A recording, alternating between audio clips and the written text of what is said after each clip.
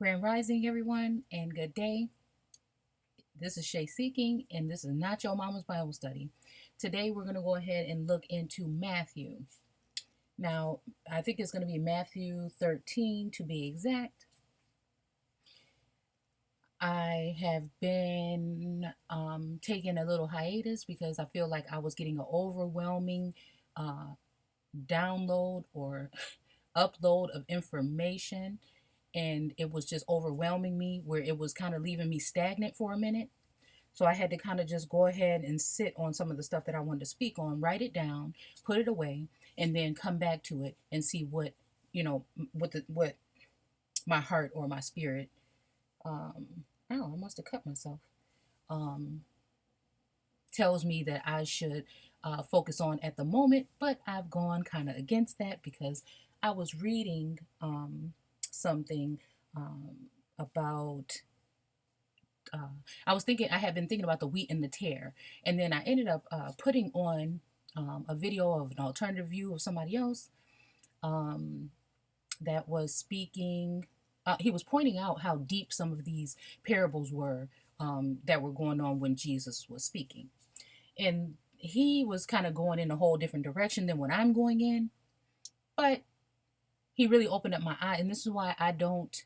If I don't agree with someone, I still listen to the full thing that they have to say, because a lot of what it is they know what it is, but a lot of people will hold back or try to come up with something close to what it is so that it doesn't seem like they're trying to neglect what they really feel like they're reading. Okay? And that's why here on this channel, we're going to do it in a different way. Okay? So we're going to go ahead and take that extra step to go in. Okay? So again, I'm not here to tell you what it is, what it ain't. I'm just showing you guys what it looked like to me. I'm happy to be back doing these videos. If you enjoy the content, please go ahead and give a thumbs up. It helps with the flow of the video and to get the message out. Okay? So again, I want to go ahead and start with Matthew 13. And I'm going to try my best to start keeping these videos under 30 minutes, maybe an hour. Okay?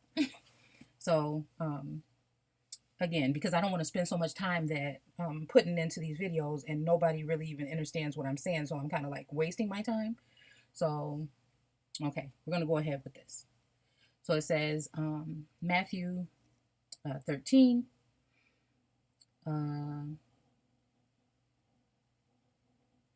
Later that same day, okay, Jesus left the house and went down to the shore. Okay, now first of all, we want to look at the term parable. Okay, parable, noun, mid 13th century, parable. Okay, I'm getting used to a new mouse, so bear with me. It says a saying or a story in which something is expressed in terms of something else. Okay, now, who is the author of confusion? Everybody has their own opinion. But if someone is speaking in parables all the time, that is automatically someone who is creating confusion. Okay? Now, it's up to this person or that person to think that they believe that, it's almost like misleading or lying or misguiding, or do you see what I'm saying? Okay, so I see using something to explain something so that you can get someone to see it, but he's going to obviously say here that we're saying it here because we don't want these people, or these people do not understand. We don't want them to. And the way that he's saying it is because they don't want them to. They would rather these people understand and these people not. So it's kind of like talking over your head. It's kind of like the president does nowadays when they're talking about, oh, we need to do this and that because of the earth and this and that. And what they're really talking about possibly could be you. You know what I'm saying? Or it's kind of like law, okay? We all have to follow the law and abide by it, so-called. They want us to. But we don't even enter and understand what is being said to us when we go into these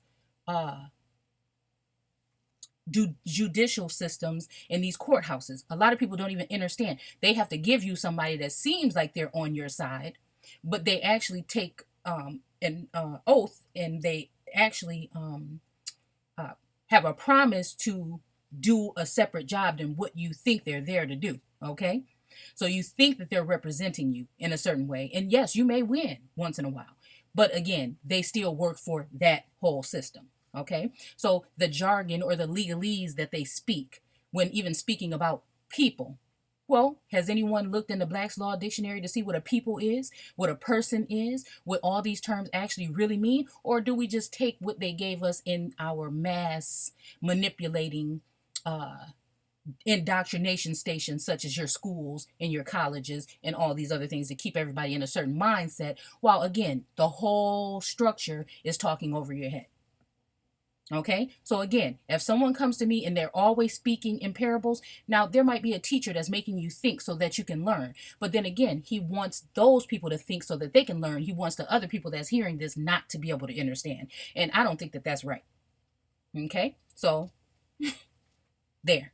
Okay, so again, this is just what I'm getting. And like I said, I've read Matthew, I've listened to Matthew, I've been all up in Matthew before, but just for some reason today, I want to focus on 13. Okay.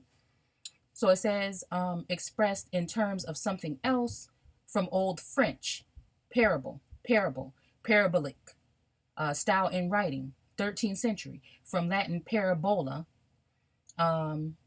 comparison. Okay. So that's what I'm saying. It's okay when we're talking about like comparing something to something so you can get, but when you're talking about all out deceiving some people so that some people can understand and some people don't, I don't know. You can be the judge of that.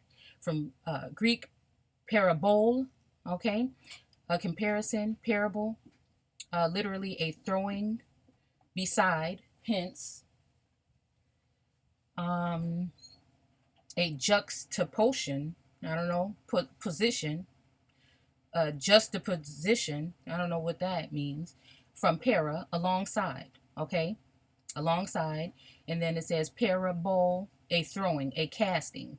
Again, somebody's casting their net, casting spells, spelling in your schools or indoctrination stations. So again, a beam. Okay, now what is a beam or a ray? A ray of light. Who is the ray of light?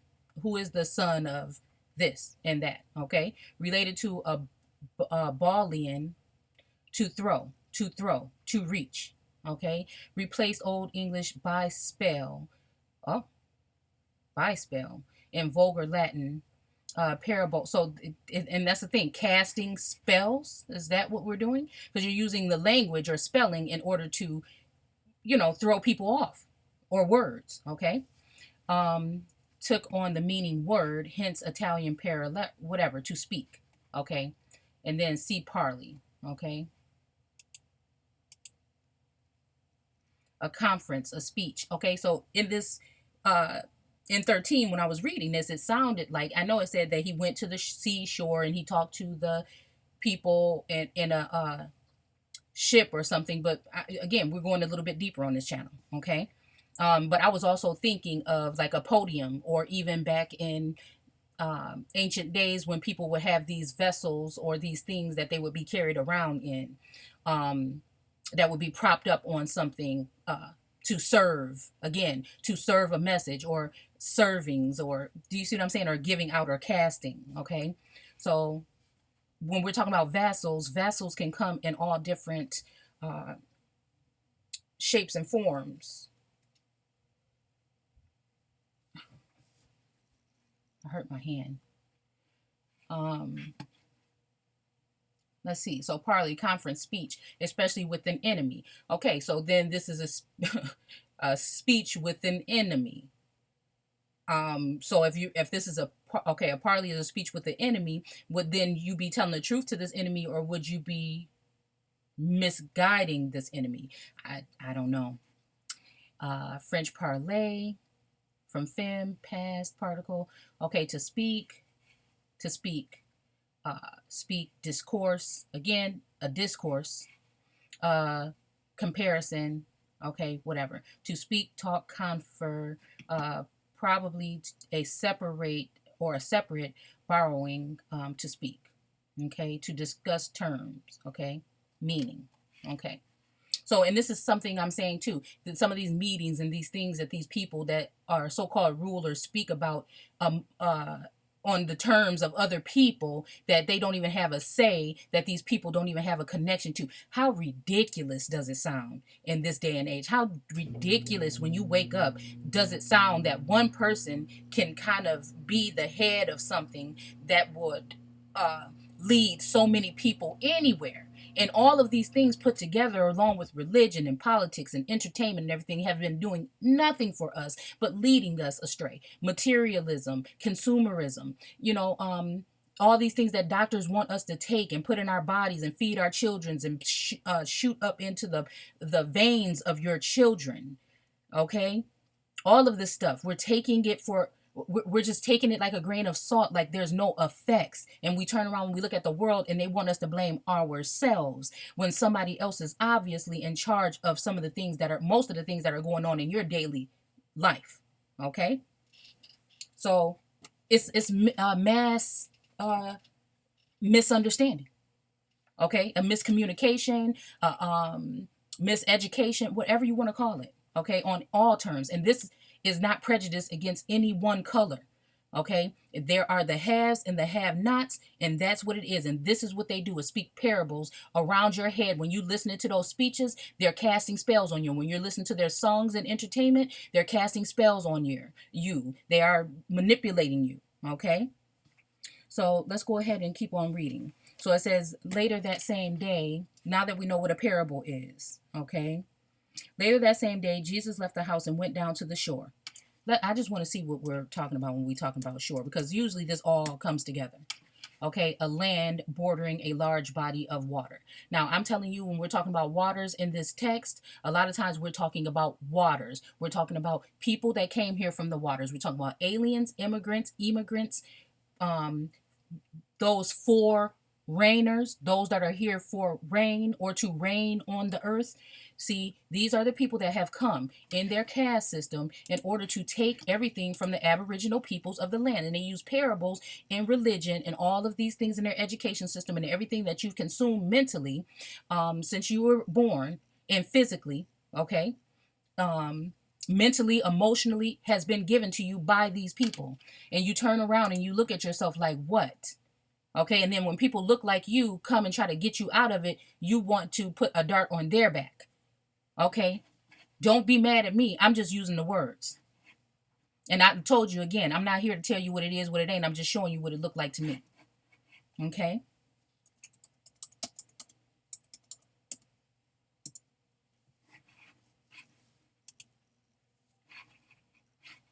Y'all know what my favorite chart to look at is. Okay.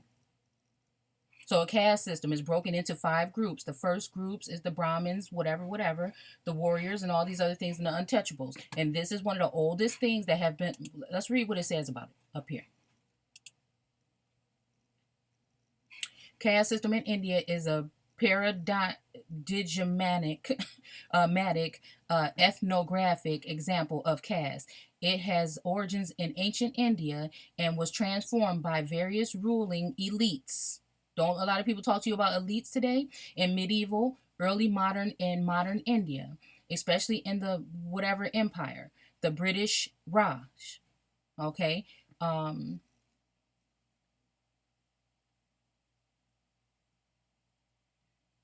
seeing Ra, Hell, or L. Okay. It is today the basis of education and blah, blah, blah. Okay. Let's see. It is one of the oldest. Where do I want to go? I think it might be here. Okay.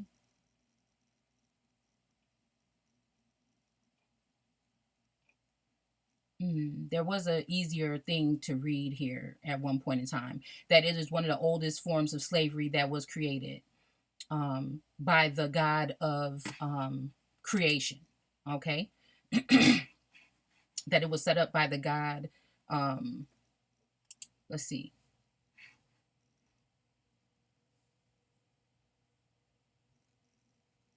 Caste is a form of social stratification characterized by endogamy, hereditary transmission of style of life, often includes an occupation, ritual status, and a hierarchy. Again, you all know how I feel about that and what I tell you and who's all included, and customary social interaction and exclusions based on cultural notions of purity and pollution. And we talk a lot about pure in here when we're talking about this whole thing with this wheats and tares.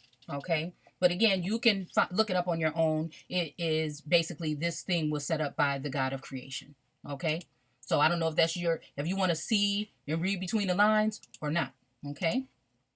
So let's go ahead.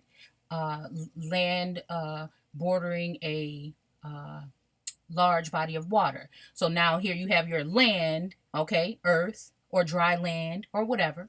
And then you have is bordering a large body of water. And I tell you, when we're talking about rivers and streams and everything, be careful, because a lot of times we're talking about some of the settling places for some of these settlers and some of these people that came in after they moved everybody off the coast and darkness was on the face of the deep because whatever was going on at the coast, which this is what would naturally happen. Okay, I don't know how they would keep on going to the same spot in Africa that every single one of us so-called came from and DNA is supposed to be matching up with. Okay, like people weren't traveling through there and got caught up into it either, but we all have to come from these three particular places in Africa. Nobody was visiting from another place and they got trapped there and you got their DNA or their you know what I'm talking about with the DNA testing or whatever. So this is what I'm saying. And then those people still continue to stay there for hundreds and hundreds of years, knowing that these people was coming to the coast and stealing them. They didn't say, hell no, we moving up out of here. Nothing like this. You know what I'm saying? You better get your mind right.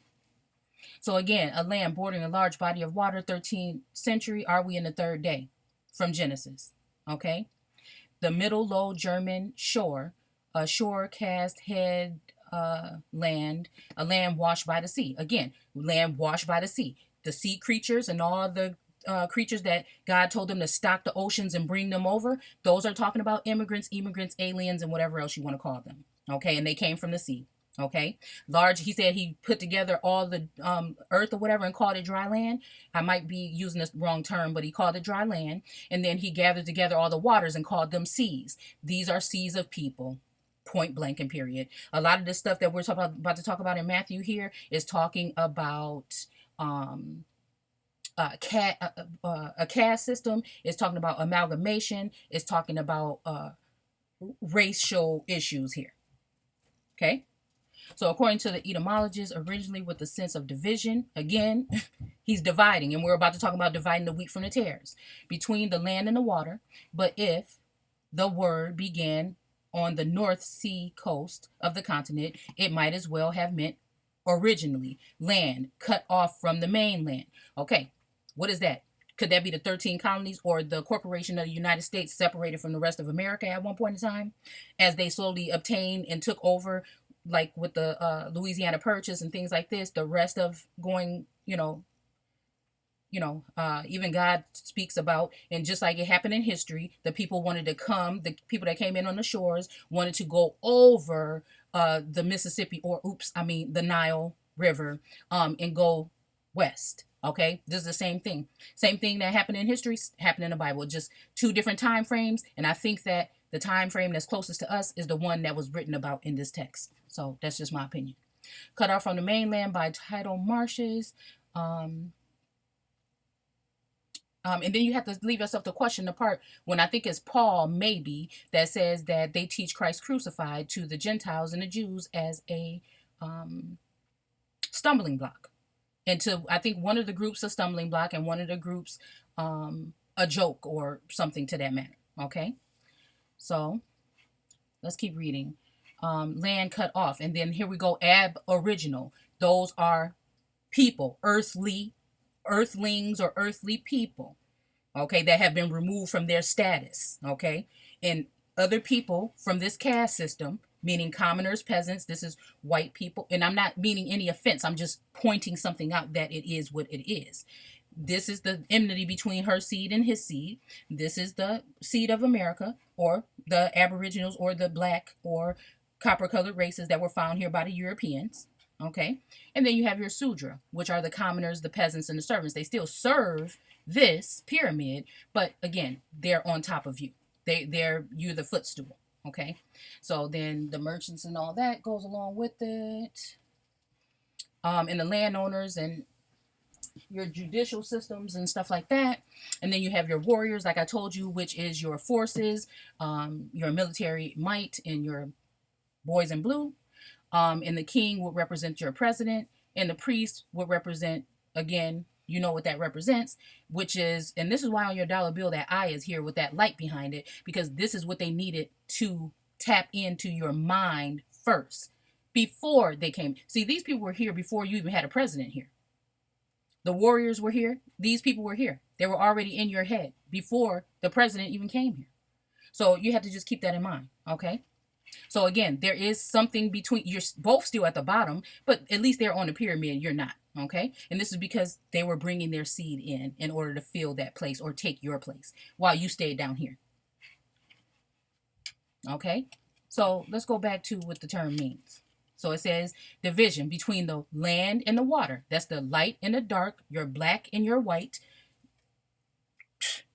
okay? But if the word began on the North Sea coast of the continent, it meant as well have meant originally land cut off. So again, okay. So isolated rock in the sea, okay. Uses a word for sandy beaches, blah, blah, blah, whatever. Shore, a support with a prop, again, to prop. Now, I'm thinking about a pastor in a sermon, just like this sounds like in this scripture right here. I'm not particularly sure if he was actually on a real boat, but we're going to get to that, okay? So what does it say here? It says he went down to the shore where an immense crowd, so that means a crowd of people, soon gathered. He got into a boat. Now, this could be something else, a vessel of some kind. And he taught from it while the people listened, okay? Now, let's look at this real quick to show you how much we don't know. A small open vessel, similar or smaller than a ship. So it's something very small, okay? Used to cross waters and do all these things. And this is what was going on here, to split, okay? You can read through this. Like I told you guys, I'm trying to make the videos a little bit shorter, so I have to keep moving. And taught from it while the people listened on the beach. So he was there to teach, okay? He used many illustrations such as this one in his sermon. A farmer, okay, now we go in. A farmer was sowing grain in his field, okay? As he scattered the seed. Now, didn't the seed of Israel get scattered as well? Okay? So when he scattered the seed across the ground meaning the earth or the originals, okay? Let's keep going. Some fell beside a path, and the birds came and ate it. That's your fowl of the air. And some fell on the rocky soil, where there was little depth of earth. Earth also is meaning original people. Let's look.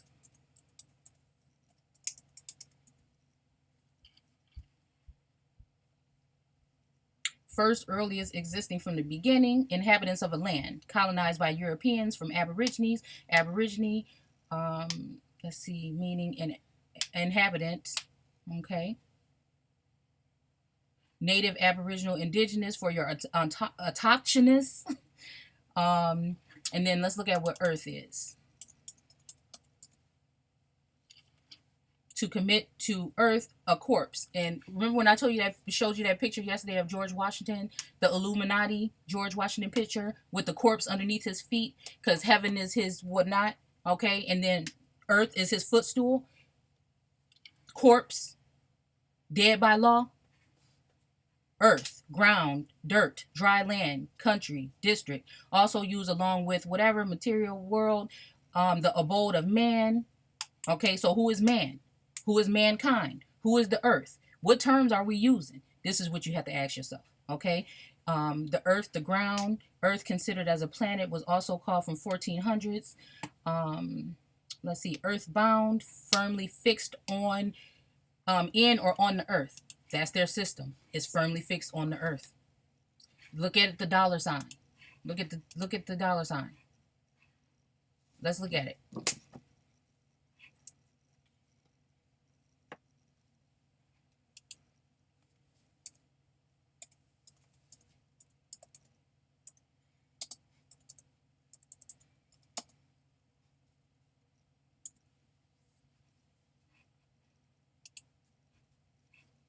Okay. Okay. So here is your earth. This thing is firmly fixed on it. Here is your herb yielding seed and your pieces of grasses that's sprouting up from it. Same thing. Here's that eye right here with that cloud here. These are the building bricks, and this is the Aboriginal people. If we want to look at oh, what was I gonna goodness. I can't remember what I was going to show you guys next. Earth Mother Earthy resembles the earth. Let's see. Oh, I want to take you to the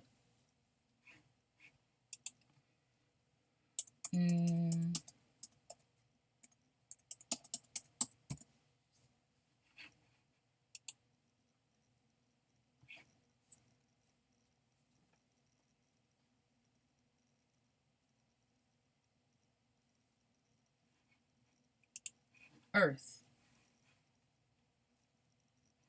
Okay. Ground, earth, ground, earth, land, a prime root.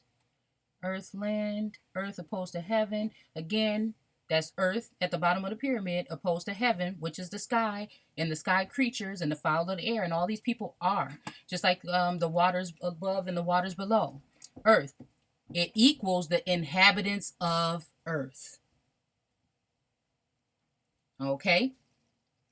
So you can use that interchangeable with it. Now they're going to tell you where you can do this, but I'm going to use common sense, okay, in order to do so. Okay. So let's go back. You can kind of look at these or whatever if you want to. Middle earth, the earth regarded as a place midway between heaven and hell, or the abode of the gods and the underworld. Again,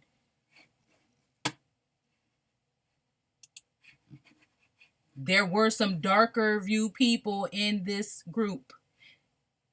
Foreigners that look like you, that are not you, that are held in those same positions today, is why nothing has been happening for you, because you think that these people look like you so that they are you, but they are not. They're built different. These are the bloodlines of the people that are going in our neighborhoods and doing these things. Even there's some people that have been brought down to the lowest form of low. Some of our grandparents went through so many things, and that did not affect their soul. We are talking about others, okay? Some of these people that have had a good, decent upbringing, they still want to cause this chaos and this trouble and do these things to our people in our neighborhoods. They're not all you. They're not all you. And I'm not saying that that's the only way that people can do these things. I'm just saying that most of these people should check their bloodline and see where they actually come from, okay? Because the people that I know that I'm getting in tune with and connecting with ain't on that, okay? So, but they want to make it seem like those are the ones that that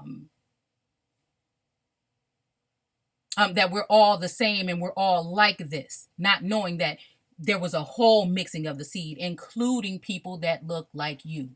Okay. So now we go to the part of it's been okay. A farmer is sowing a grain in the fields. As he scattered the seed across the ground, some fell beside the path, some birds came and ate it, some fell on the rocky soil. Okay.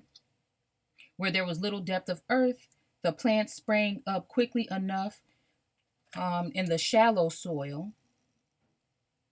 Okay.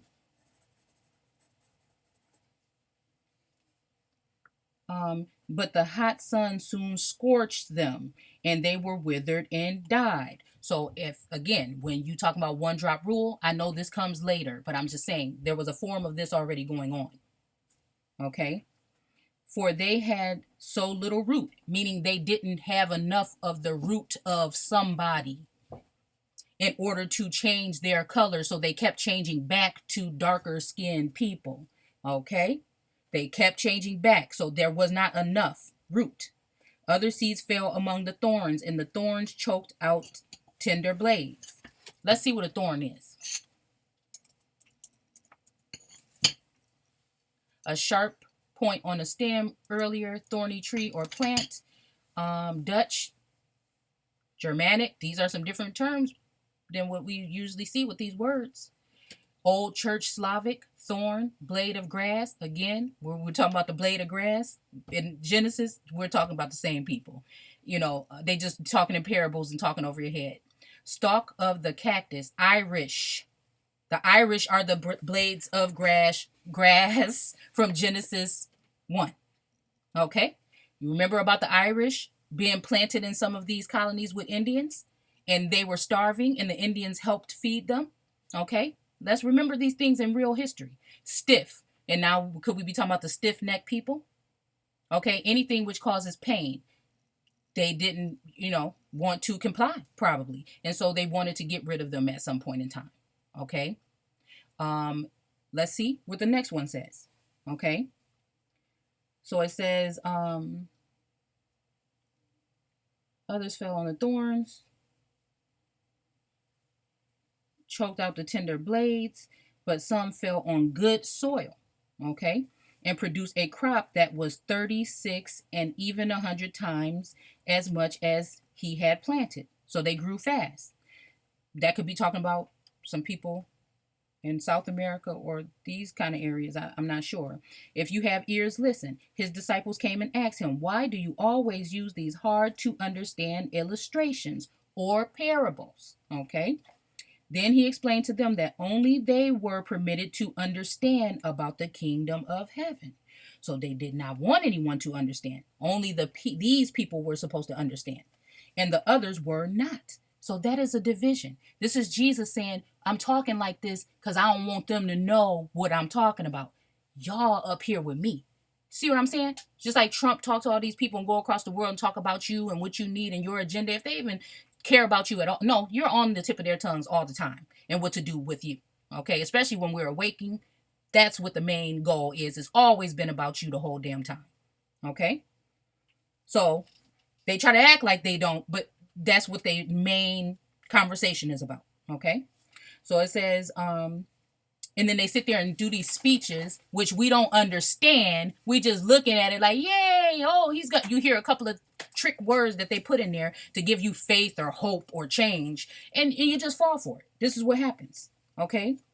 So it says, then he explained to them, only they were permitted to understand about the kingdom of heaven, and the others were not. For to him who has will, now remember in the other scripture, we just said that they wanted you to give up your will and cleave on to faith. Well, some of us can't do that. Okay?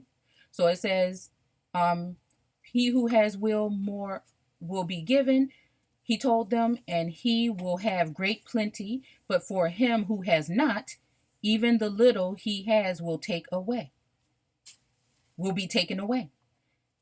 That is why I use these illustrations, so people will hear and see, but do not understand. Now, why would you do that? Jesus? Why would you do that? Why would you want to do that? Okay? So is it the Bible? Or is it the mindset of the people that have been misled because people have been using different terms and terminology in order to trick you into think that we're talking about something else? Okay. Let's see. This fulfills the prophecy of Isaiah. They hear but do not understand. They look but do not see. For their hearts are fat and heavy, and their ears are dull, and they have closed their eyes in sleep. Now, this is why we're in the Great Awakening. Okay? So they won't see and hear. Now, here's some little notations down here. It says, in I, it meant literally the Son of Man. And in K, where is K? I can't see where we're talking about K. Passes through the waterless places. Okay? So somebody is passing through the places where there are no waters, probably on the face of the deep. Those who were, okay, and B, those who were receptive to spiritual truth understand the illustrations. To others, they were only stories without meaning. Again, this is what religion does. They're just stories with little or no meaning. Listen to this story. It's the greatest story ever told. But there are some people that are looking for spiritual truth. Now, you can take it however you want to do. I'm just giving you the information and telling you that there are some that will understand, okay, these things, because they're going to look deeper. They're going to use things like etymology and other tools and other writings in order to interpret what we're talking about here. Okay? And there's some that's going to go to church every Sunday and pick up the book and take it there and go to Bible study and get the indoctrinated mainstream version of what we're talking about here. And they're never going to be able to see anything. And they're going to keep on thinking God is good all the time when the whole damn book say otherwise. Okay?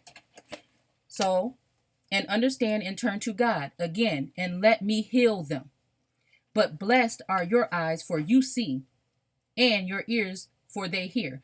Many a prophet and godly man has longed to see what you have seen and hear what you have heard, but couldn't. So don't come to me. I'm not saying this is me, but I'm saying that this has been done. And if it's been done, it can be done again. I'm not saying that I'm a descendant of these people or anything. I'm just using this because we're just opening up our minds. We're just thinking. We're just thinking here. Okay? There are some of us that there is telling you that some people have been reading this all this time and don't have an understanding. And there are those that will obtain this. Okay? Just saying.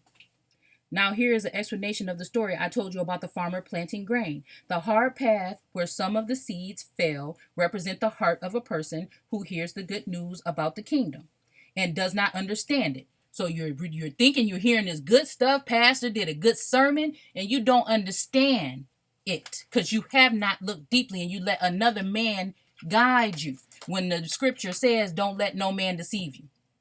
Okay, and so if you're gonna have to do these things like lean not on your own understanding is ridiculous to me because obviously it's telling you that there's gonna be people that's gonna have different ways of seeing this, interpreting it, and delivering messages. Okay, so it says a person who hears the good news about the kingdom and doesn't understand it. Okay, then Satan comes and snatches away the seed from his heart. The shallow, rocky soil represents the heart. Now, let's see about this shallow soil.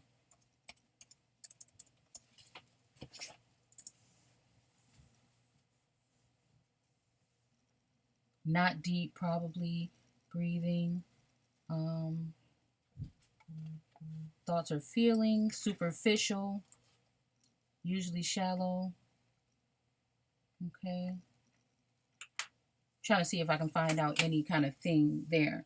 Or let's just look up rocky. Rocky, full of rocks. 14th century. Are we in the fourth day? From rock, unsteady, meaning difficult, hard. Is recorded in 1873, and many represent a bit of both. The Rocky Mountains. Oh, okay, now we're getting somewhere. So the Rocky Mountains, so-called. Oh, I have a map that I just saved about the damn mountains last night on my phone. I wish I could show it to you, but it's going to take too much time. Rocky Mountains, so-called in 1802, translated French Montages, first applied to the Canadian Rockies. The name is not directly self-described, but is an approximate translation of the name of the former Native American people here known as the Abyssinian. Oh, wait, no, not Abyssinian. What is this? Assiniboine. Whatever. You see what it says. Sound like Abyssinian. But I know it's not spelled that way. But I'm just saying. The mountains are, in fact, not noticeably rocky. Bright notes that these Indians were called Asin. Oh, there's Sin. Napawan. Lit. Stone. Sioux. By their Cree Algonquian neighbors. Sounds like Algonquin. The Algonquin Bible was the first Bible that was written in America. Bighorn. Oh, I did something on Bighorn. The Rocky Mountain sheep. Okay. Bighorn, Rocky Mountain sheep, American Spanish, literally wild or unruly. Let's see. Petro, stone builder. Okay. All right. Okay. The shallow rock The shallow, rocky soil represents the heart of a man who hears the message and receives it with real joy, but he doesn't have much depth in his life. And the seeds don't root very deeply. Okay? You can interpret that how you want.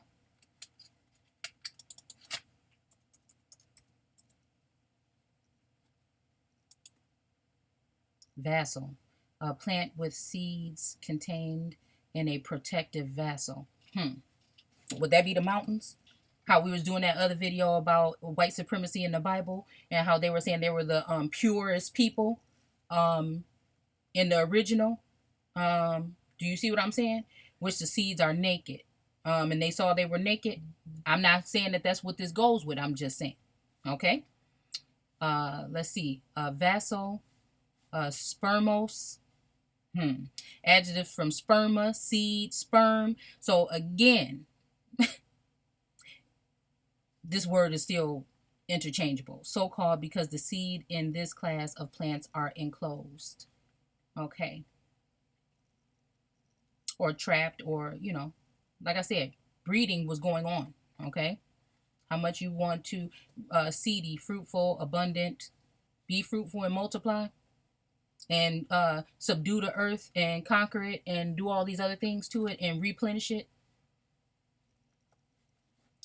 Appearance of flowering plants that has run to seed again. But again, if you don't nurture it correctly, it will go right back to seed. Or if you do nurture it correctly, it'll go back to the original or the seed that was planted. Okay. If you water it enough. And again, we're talking same things. If we're a connection, if we are the soil, you see what I'm saying? Okay. So let's see. And after a while, when trouble comes or persecution begins because of his belief, okay, because of his belief, okay, so if somebody is coming to bring trouble to them because of their beliefs, or he's getting too enthusiastic about, no, of his beliefs, his enthusiasm fades and he drops out. So he will drop out maybe of religion or what this whole message is. Okay. So, I'm not getting it from there no more. I'm dropping out the whole thing. And that's why I tell y'all, even when it comes to dropping out of the church and religion, the text is still talking about something. It's happening. When your eyes is open, all three of them is happening in this text. So the ground covered with the thistles. Now let's see what the thistles are. Oh, and you know what? I want to do this. Seed. Okay, seed said that which may be sown, an individual grain of seed. These are talking about offspring. Indigenous, native, you know what I'm saying? Because they were born on or in the soil. That's why they're native. Another thing, when it comes to indigenous, they are the offspring of the aboriginal or the soil. Okay? Again, a grain of seed, an offspring, prosperity. This God saw it was good. Okay? So you have to pick which team you own. Seed. Or you need to get a better understanding of what's been told to you. See. Okay? Sad, seed. Sowing from the root. Again, from root. And then primitive root. The term earth is a prime root or a primitive root. Okay? To sow. Figurative use in Old English meaning offspring, progeny. There's Genesis in there. Gene. Rare now except in the Bible use, meaning semen. Again, and the semen can also be somebody that carries semen that is spreading their semen all around, just like semen were doing in the 1300s or in the third day. For sport, sense. They were having fun doing it too. Late 14th century, a flower of flourish. Again, I showed you the flourishes on those images the other day that are pointing to the fact that I think that some of these people, the fowl of the air especially, or the Frenchmen, I think, and other German and all these other people, I think they were the same complexion as some of us, and this is how they were able to plant them in certain areas and deceive you. But they knew about the kingdom of heaven and what they wanted to do to you. You didn't know. You just thought that they were just like you. To flower, to flourish, to produce seed, 15.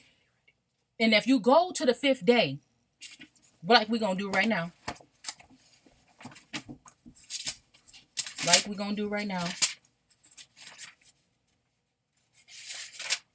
all you have to do is go see what was going on. We'll go up a little bit. And God sent them in the sky to light the earth. Again, we're obviously talking about complexion here. Because the earth was ruddy, red, brown. The earth has a certain tone to it. Yellow, whatever you want to call it. They wanted to light the earth. And to preside, if you use preside, is also, we'll see in a second, used for president. Okay? Over the day and the night. That's the white and the black, the light and the dark, you get what I'm saying? Okay? And to divide the light from the darkness. Laws were put in place for this to occur in real life not that long ago. Okay? To divide the light from the darkness, and God was pleased. This all happened on the 4th day. Okay? So the fact that we're talking about seeds now, okay? Now he's separating these things. We're already talking about seeds prior to, in grasses and all that other stuff, in Genesis 1, 6, 9, all of these, okay? But then God said, let the waters teem with the fish and other life. These are all foreigners. And let the skies be filled with birds of every kind, foreigners. So God created great sea creatures, could be boats or ships, okay, of every kind. So God created great sea creatures of every sort, of fish and every kind of bird. These are foreigners. And I believe it has something to do with the coat of arms and some of the symbols that military use and things like this. And God looked at them with pleasure and blessed them all. Blessed can mean anointed or given something by God. And it can also mean with smeared with blood. Okay? So it says, and bless them all, multiply and stock the oceans. That means bring a whole bunch over here. And remember, there's only one people, and these are Slavic or foreign people that did come from Africa and all these other places in Europe in droves, in those numbers of thousands, hundreds of thousands later on, and more so towards the 1800s and whatnot, where when they're talking about the slave trade, there was only 250,000, around 250,000 total during the entire transatlantic slave trade that came to North America, period. That is all. Okay? So it says, multiply and stock the oceans, he told them, and to the birds, he said, let your numbers increase. Fill the earth. Bring them on the ships and fill up the earth. And that ended the 5th day. So again, here, this is what we're talking about right here. This is what we're talking about. Okay? It's just it. Okay?